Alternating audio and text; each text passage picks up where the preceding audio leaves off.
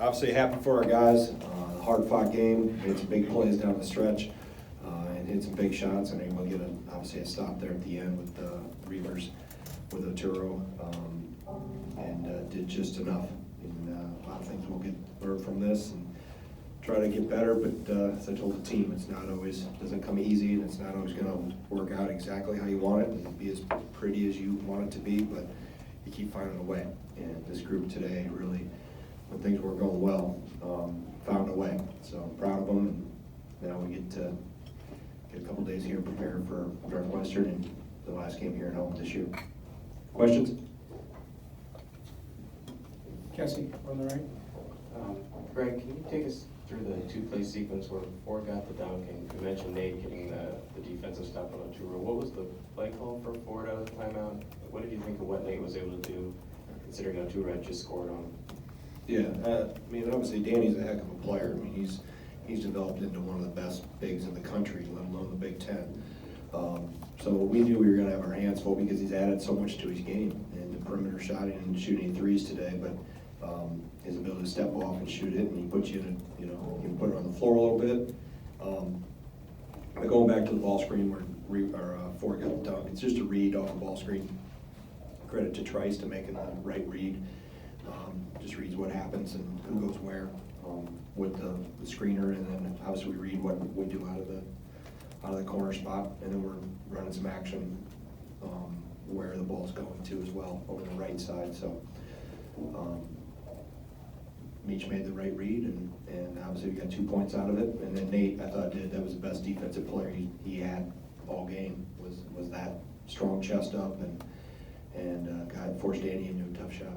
Brevin hit some big shots down the stretch, got a big rebound, made some plays. What do you think of the way he played, and what kind of a leader on the floor, with his actions as much as anything? Yeah, he's done what a senior should do, and I haven't had to say one word to him about, you're coming down the stretch of your career. I think over the last 4 or 6 weeks, he's really, not only from how he's played, but also his vocal leadership. As you mentioned, Tom, he's much more vocal than he has ever been throughout his career. And I think just a senior that realizes that he's headed toward the finish line, and he's playing some of his best basketball on a team that's playing some of its best basketball at the right time of year. So proud of him, how he's taken advantage of this opportunity that he's had, and obviously 2 big plays today. One out of the timeout off a special we had called for him, and then the play that Brad made, I haven't seen it yet, but to be able to get the loose ball, and Lee tipped it out, and Brad sacrificed his body to be able to get it and throw it to Trice to hit Brevin in the corner for a 3 was a huge play. And that's a game-saving play right there that Brad made by sacrificing his body and not being afraid to stick his nose in. But get back to your point, Brevin's doing what seniors should do, and I'm happy for him.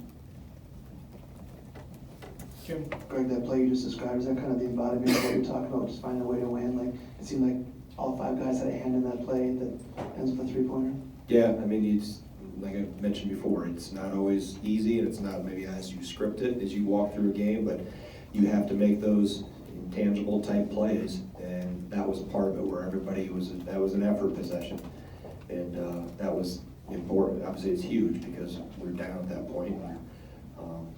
They go the other way with it, which it was starting to break that way before we made the,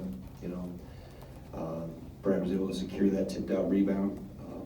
That's huge. You have to make, there's certain plays like that, 50-50 plays that you have to try to make.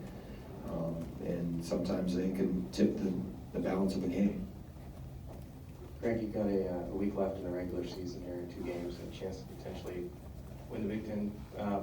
What do you think that says about your team, that they've even put themselves in this position given the things that have happened?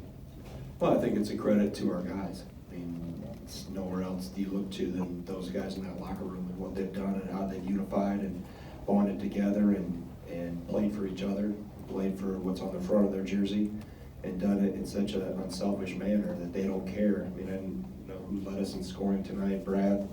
So, an X number of games we've had different league scores all the time, and I think that just shows you not only the uniqueness of this team, because we do it by committee, but also the unselfishness of this group. And they're sitting you know, still with a shot, you know, with the chance to get a piece of this. So they've handled things in a very mature, appropriate way, and taken a walk through this season day by day, and have handled the challenges that have come at them, both internally and externally, in the right manner, and it's paid off. I mean, it's been a great life lesson experience for them, that if you stay true to who you are and stick together and help the guy to your right and your left, that a lot of good things can happen. And this group has gone through more than any team I've been around in 30 years, and I can't be more proud of what they've accomplished to this point. And the neat thing is they want more.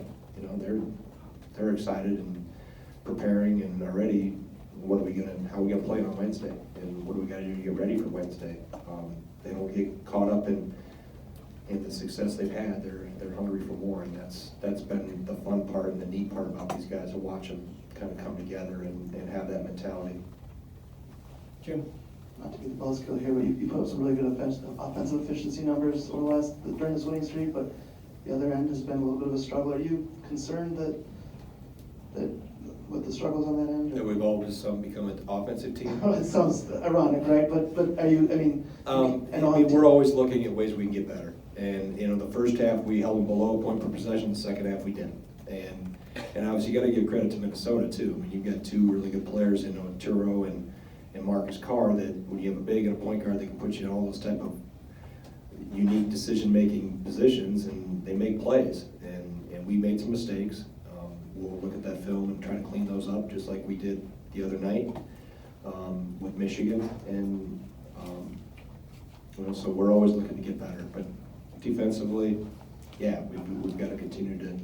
But I think there's also some credit goes to the guys in the other jerseys that are really competitive and trying to help their team win as well.